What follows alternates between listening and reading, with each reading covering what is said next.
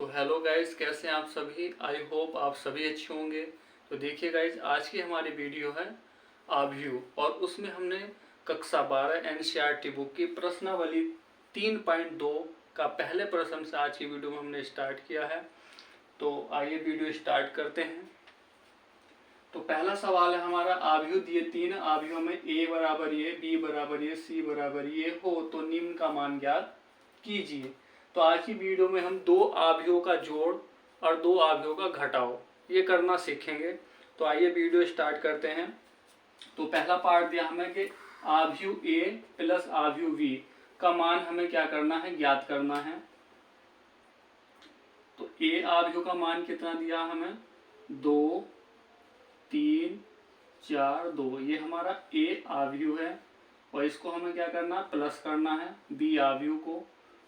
और बी आव्यूह है 1 -2 3 और 5। अब देखिए हम आव्यूह को किस प्रकार से जोड़ते हैं।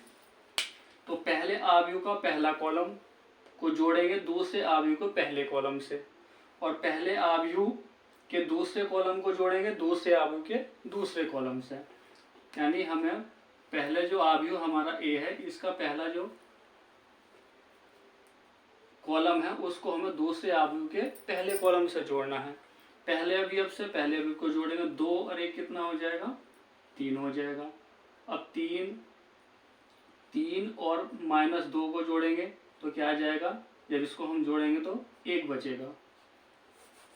इस प्रकार से 4 और 3 को जोड़ेंगे तो क्या हो जाएगा, 7।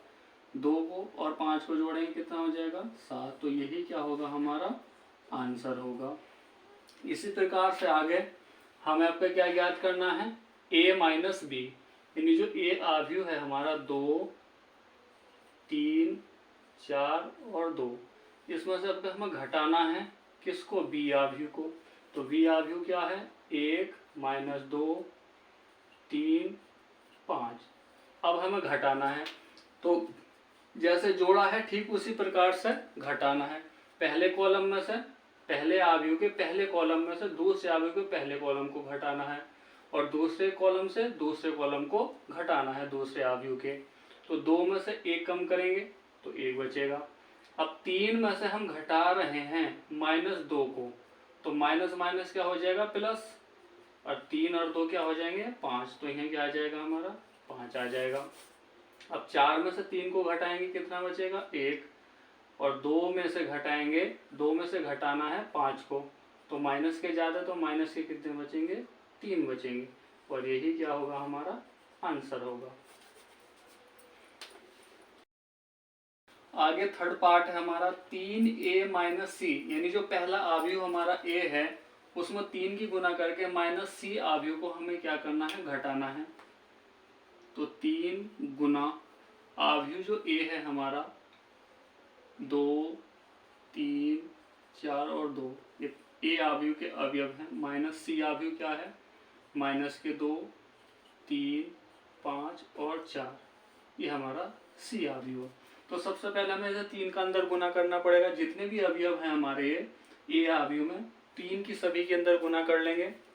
तो 3 की गुना करेंगे 2 से, 3 दूनी 6 हो जाएगा। फिर 3 की गुना 3 से करेंगे, 3 तिया 9 हो जाएगा। और 3 की गुना 4 से करेंगे, 3 चौक 12 हो जाएगा। और 3 की गुना 2 से करेंगे, 3 दूनी 6 हो जाएगा। माइनस आव्यूह जो सी है वो अभी ऐसे ही रहेगा। अब हमें क्या करना है, इसको घटाना है, तो घटाएंगे। अब देखिए, जैसे इससे पहले सवाल में हमने घटाया था, तो पहले कॉलम में से पहला कॉलम घटाना है। तो 6 में से हमें 2 घटाना है, 6 माइनस करना है माइनस के 2, तो माइनस माइनस क्या हो जाएंगे, प्लस। तो 6 2 8 आ जाएगा। अब 9 में से घटाना है 3 को, तो कितना बचेगा, 6 बचेगा। 12 में से 5 घटाएंगे 7 बचेगा। 6 में से 4 घटाएंगे 2 बचेगा। तो यही क्या हो जाएगा, हमारा आंसर हो जाएगा। आगे 4 पार्ट है इसका। अब क्या हमें गुना करनी है, यानी जो ए आव्यूह है 2 3 4 और 2, ये हमारा ए आव्यूह है। गुना करनी है हमें आव्यूह बी से। बी क्या है, -2 3 और 5, ये हमारा बी आव्यूह। गुणा थोड़ी अलग है, गुना में क्या करना है हमें कि पहली रो की गुना पहले कॉलम से करेंगे। जो ये हमारी रो है यानी स्तंभ है, इसकी गुना हमें पहले कॉलम से करनी है, लिखेंगे रो में। फिर इसी रो की गुना करेंगे दूसरे कॉलम से, लिखेंगे रो में, यानी पंक्ति में ही लिखना है हमें। तो 2 की गुना करेंगे हम 1 से, 2 ही करना 2, प्लस अब 4 की गुना करेंगे -2 से, तो यहाँ माइनस है तो क्या आ जाएगा, यहाँ माइनस ही आएगा। 4 दूनी 8। अब इस रो की गुना दूसरे कॉलम से करेंगे, 2 तिया 6, 4 पंजे 20, प्लस इनके बीच में प्लस करके लिखना है। यानी पहली रो की हमने दोनों कॉलमों से गुना करके रो में ही लिख लिया। अब दूसरी रो की गुना करेंगे पहले कॉलम से, तो 3 ही करना 3 लिखेंगे दूसरी रो में, प्लस 2 दूनी 4, माइनस है तो यहाँ माइनस आ जाएगा। अब पहली रो की गुना होगी पहले कॉलम से, दूसरी रो की गुना करेंगे दूसरे कॉलम से, 3 तिया 9, 2 पंजे 10, ये गुना हो गई।